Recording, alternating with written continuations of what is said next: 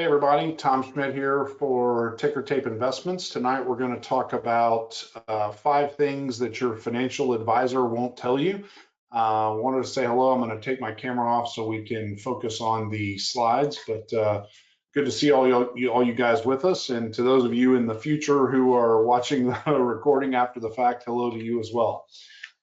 Let's get going without any further ado. So we're going to talk tonight about how financial advisors fail their clients, their investors, talking about hidden risks, costs, missed opportunities, and then talk about how the ultra wealthy invest differently to achieve higher returns given their risk profile. The number 5 thing that your financial advisor won't tell you is that you are not diversified. If you're investing in your entire asset portfolio is under the typical financial advisor, chances are you are not diversified, and it's putting your wealth at great risk. Imagine the old 64 crayon Crayola box, and you've only got 7 of the crayons. That is not diversification. I was talking to an investor earlier today and saying, what I want to say is, they're lying to you. But that's not entirely true. It's just that it's an oversimplification that if you take the entire spectrum of Americans and who's investing, you can't explain to them a very complex process. Most people aren't capable of evaluating investments that are not publicly regulated and publicly traded. So they're just really just oversimplifying it. And hopefully you guys are watching this because you want to learn how to invest better. You want to pattern your investing after the 100 millionaires and the billionaires who know what they're doing and have active outside managers helping them that you and I can't afford, but we can certainly model their behavior. So all the things you've heard, you may have, if you hear me talk much, I often refer to Jim Cramer, who I'm a huge fan of, love his show. His goal is to help educate investors. We share the same goal, and so I love that he's out there doing it. But the one thing I can't stand about his show is he does a segment called Are You Diversified? And he has the caller name 5 stocks, and then Jim says yes or no, you are diversified or not. And it's nuts because you can't be diversified with 5 stocks. It's impossible, right? So, but you also can't be diversified if all you have is stocks and bonds, period. You're taught, I was taught, diversified by having some growth stocks, some value stocks, some large caps, mid caps, small caps, get some US and get some international. Even if you have all those things, that is not real diversification. Why? Because the market is likely to behave good or bad in tandem for those investments. You're not going to see a big difference in small caps or large caps if we have a big correction in the market. Check my math. Go ask an AI bot or go research how those things correlate with each other. You need lots of investments that are not correlated to the economy, the government, or the market. I'll say it again. You need lots of investments that are not correlated with the government, the market, or the economy. So bonds, if the economy goes bad, bonds are going to underperform, just like stocks. Think about when have both stocks and bonds declined? Many times. The most obvious are the Great Depression, the stagflation era of the 70s. Look at that, 9 years they both went down. The dot-com crash, when the stock market crashed in 2000, late 2000, 2001, it took the bond market with it. The great financial crisis, 2007 to 2009. Why? If companies are failing, they can't pay interest on their bonds, and bonds go down in value. As recently as 2022, when we had the big inflation shock with an interest rate shock, both stocks and bonds declined. In the last few weeks, the same thing's been going on. You got issues going on with tariffs affecting the dollar, affecting potentially the economy, and the markets are in turmoil. You know what's not going up or down in value the last 3 months is Ticker Tape's investment in a litigation funding deal. The merchant processing deal we're going to talk about later tonight at 7 o'clock Eastern, the newest Ticker Tape deal, it's not going up and down in value with this AI volatility or trade, tariff volatility or any of these things. Now, it's getting a little more valuable given inflation, And I heard a great story today I want to share with all you guys. I was listening to CNBC on the radio, and they were interviewing somebody. Of course, I didn't catch who it was, some CEO. And he said, you guys aren't talking about on TV what the real point is with these tariffs. He says, there's a boat. He was in the shoe business. He goes, there's a boat coming from China right now full of shoes for my company. I have budgeted, we were going to pay a 6% tariff on that shipment. So we've budgeted $42,000 in taxes when that thing hits the US border. He goes, because of the now it's a 26% tax, I got to come up with $180,000 for that. I don't know how many containers, but a couple of containers. And, I thought to myself, oh my gosh, we don't think about the fact that it's a cash flow challenge to businesses if all of a sudden you got to pay a tariff that you didn't budget for. You don't have the cash set aside for $180,000. Maybe he does, but typically, for particularly medium-sized and smaller businesses, that can be a real major problem. So what do? You go do more merchant cash advance deals to raise more short-term capital to ride it out, right? Because remember, they got to pay the tax when the item hits the US border, and then they got to wait until they get it to their stores and get it sold and collect money from the customer to get that money back. So these are things that have, if you're only in the stock markets with bonds and maybe even some international stocks, you can get hammered. During those same 5 periods, plus one that's not on there, which is the COVID crash, both US stocks and bonds and international, European, Asian, other developing countries, all of those things all declined together.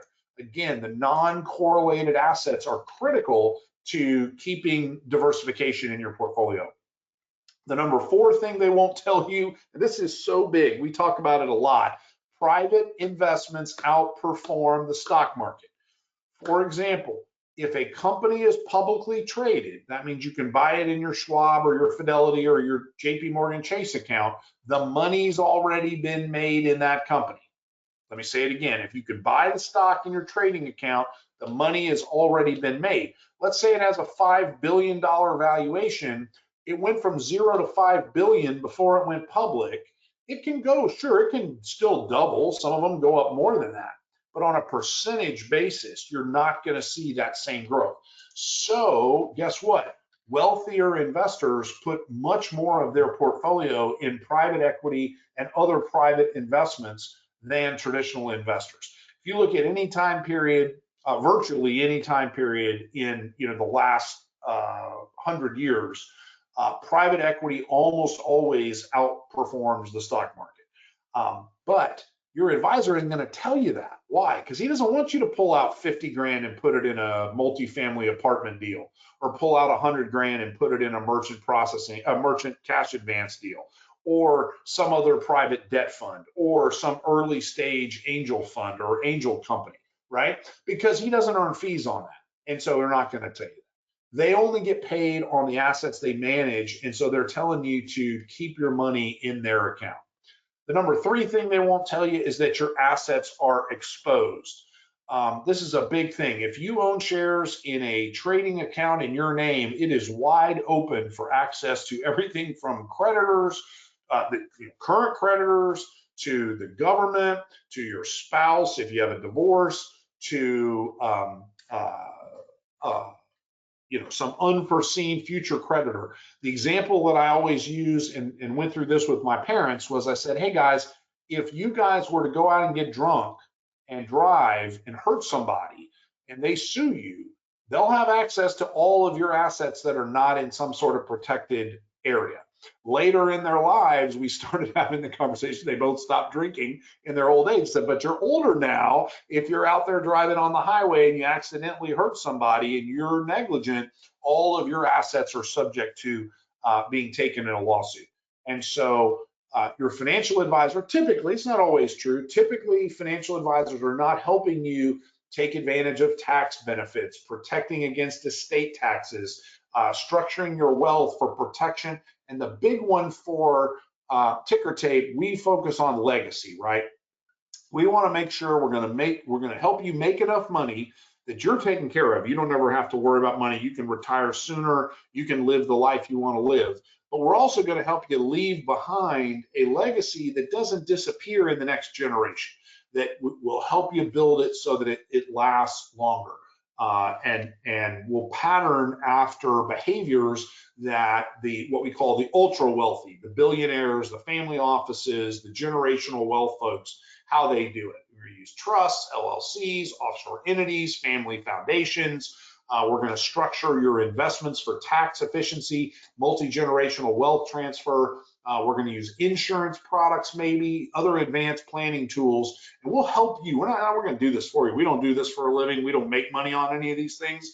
We're going to teach you how to think about this stuff and then help point you in the right direction to go find the folks who will help you put these things in place to protect your assets, build a legacy, and build your wealth. The number two thing they won't tell you is that you are not investing like the ultra wealthy. Let me let that sink in for a minute.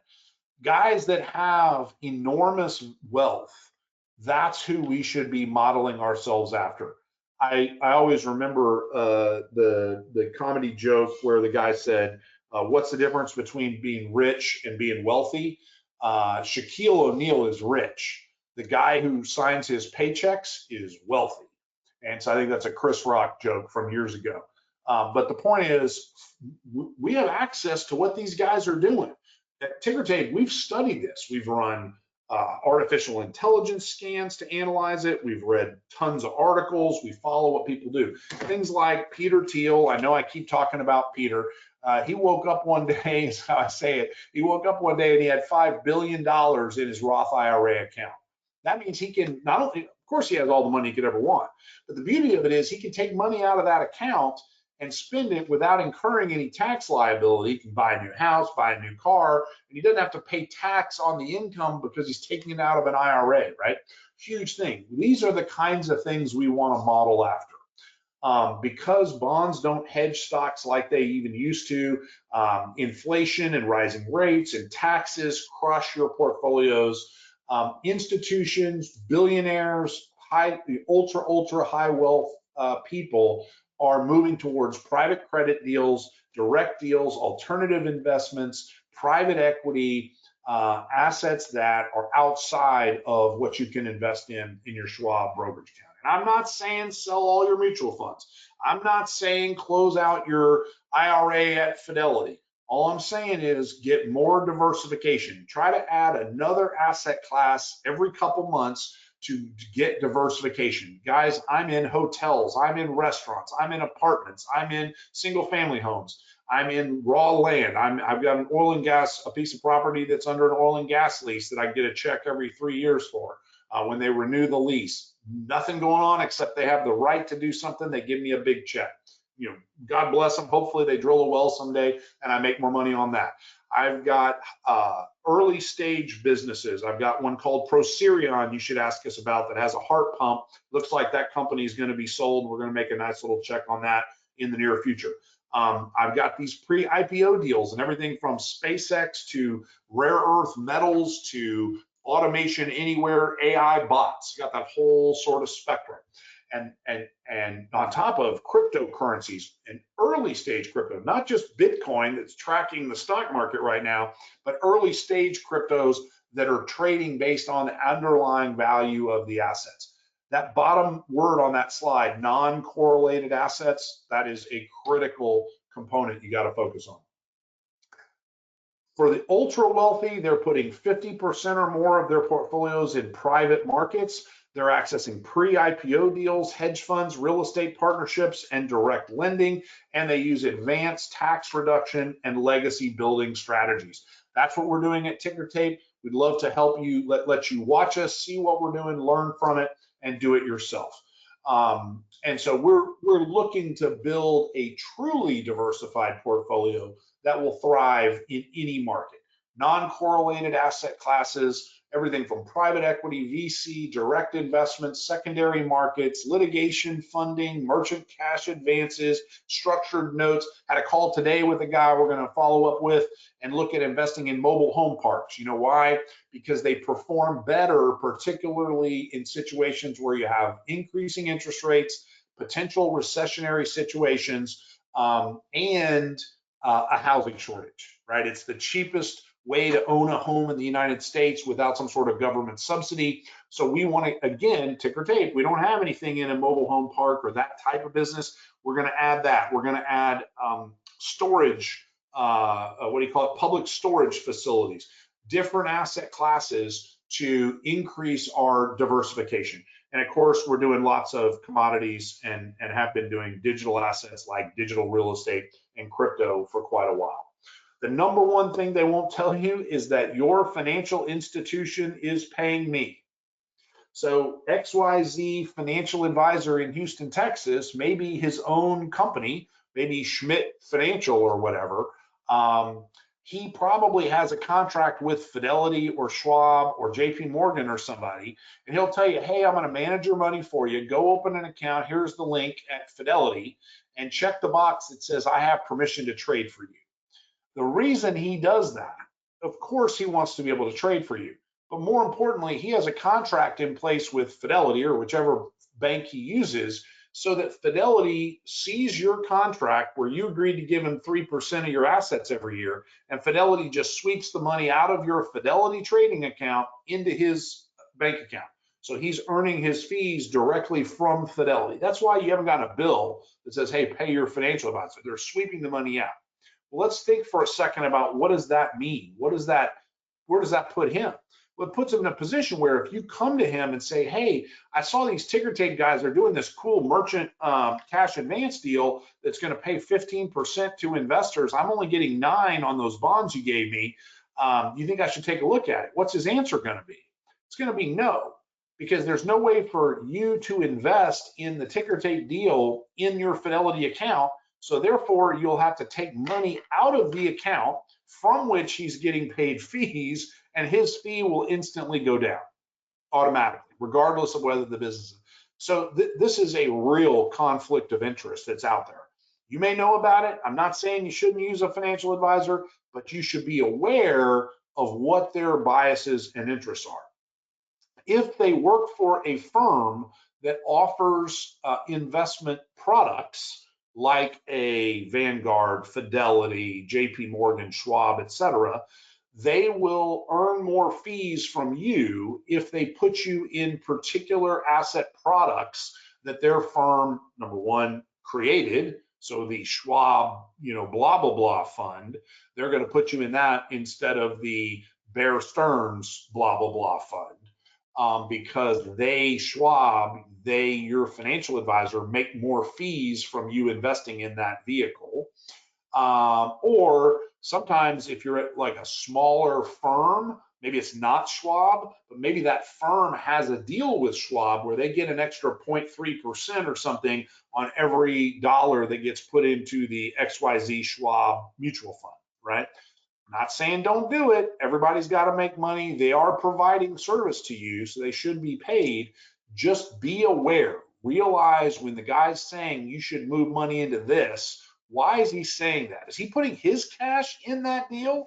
Because that's what ticker tape does. If you're putting money in a ticker tape deal, you know that Tom Schmidt and Rita Carpel are putting our money in it too. We believe in that investment. We're investing in it, and you're investing alongside us.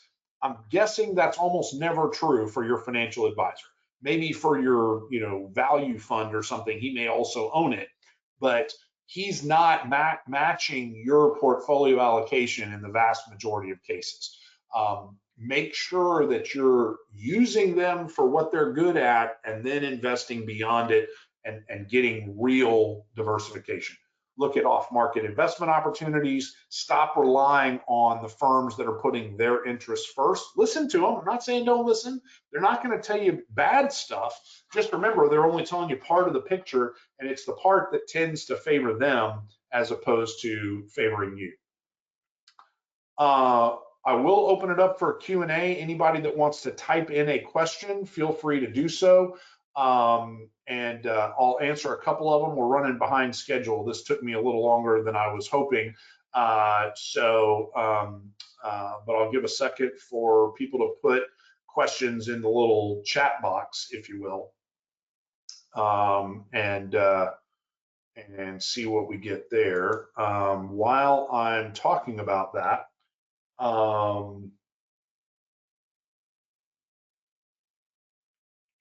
You know what? I'll go ahead and jump ahead. You guys put your questions in. I'll come back to that. I do want to mention that Ticker Tape Investments does offer free 45-minute consultations. You can go to that link, or you can ask Rita and she can send it to you. It's tti4.com/consult. And when you get there, there's a long questionnaire. And I tell people, look, if you fill all that stuff out, then I can really dive in and help you with a lot of different stuff, from legal to tax to estate planning to investment, look at your portfolio, give you commentary on what we think of where you're invested and where you need to be. But you don't necessarily have to fill it all out. It's not, the fields are not mandatory. So put in kind of the stuff you want me to look at. Do you have kids under 18? We'll talk about creating an LLC and hiring them to save some money on taxes, and also simultaneously teach them about business and investing and making money. If you want me to look at your portfolio, you can upload or I should say, email us a financial statement instead of answering all the questions. However you want to get the information to us. At the end, there's a link to schedule an appointment to talk with us. And so that's just a free service we provide to the Ticker Tape community.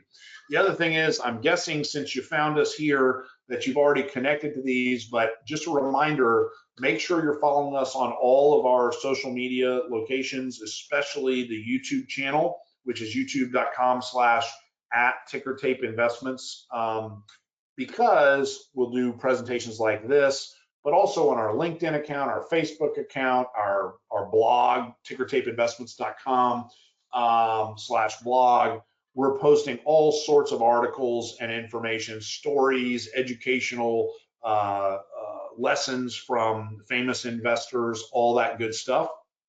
And so you can access all of those things through our social media accounts. If you don't have the links to all those, easy. Go to tickertapeinvestments.com, click on the button for Contact Us, and at the top of that page, there's links to where you need to go. Couple on Facebook, couple on LinkedIn, the blog, our email list, and the YouTube channel is kind of an easy way to get to those. Okay, that was a lot. Let's take a couple questions. So the first one is asking about the financial advisor getting paid, and it's a long paragraph, but the short question is how is my financial advisor paid, is the short story. And the answer is, I can't tell you because I'd have to look at your specific situation, but typically registered investment advisors, financial advisors, groups like Fidelity, JP Morgan, et cetera, will charge you a percentage of what they call assets under management, or AUM. And that's why they want you to put your money in a specific account. Let's just say at Fidelity is an example I talk about, I see a lot. And then Fidelity agrees, oh, the advisor gets 3% of the total value of the account per year. We'll just automatically, for all that advisor's clients, the advisor doesn't have to say anything. Fidelity just every quarter or whatever they tell them, maybe it's once a year, sweeps out 3% of all the balances of all of that advisor's accounts into the personal account of the financial advisory firm. Nothing wrong with that. They're not cheating you. It is expensive, so be aware of that. And just be aware that that drives their behavior, right? They're making decisions on what they recommend. The way they're thinking is, hey, Bobby should be invested in a large cap growth mutual fund. Well, let's recommend the Schwab one rather than the Merrill Lynch one, because we, the financial advisory firm, get paid a little extra money from Schwab, a kickback, if you will, for referring clients to Schwab. Same thing with payment for order flow. Some of these things don't charge commissions or charge lower commissions. Well, they're going to encourage you to trade because they're getting paid for order flow, right? The more transactions you incur in your account, the more fees you're ultimately paying. Again, nothing wrong with it. I trade all the time. I occasionally pay managed fees. I do not have a financial advisor. because I don't believe in paying that much money. But of course, I have owned and do own some mutual funds where there's a fee structure associated with it. But in a perfect world, I would not do that, and I would be very cognizant, and I would reduce the amount of my portfolio that is tied up in those investments. Again, imagine that you said, "Oh, Tom, I hear you. Let's," and this is another question I see here. Actually, two questions is about diversification in real estate. I'm not saying close down your Fidelity account, sell all your mutual funds, and put all the money in private equity and real estate. Don't do that. What I'm saying is, in order to be diversified, guess what? You got to have some US stocks. You got to have some US bonds. You got to have some international stocks and bonds. You got to have some developing world investments.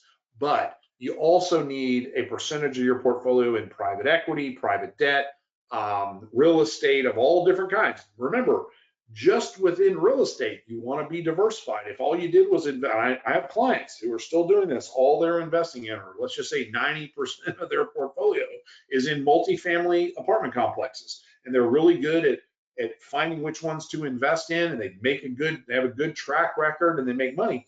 The problem is, if you're that narrowly focused, you're susceptible to a significant hit if the rental market suffers back.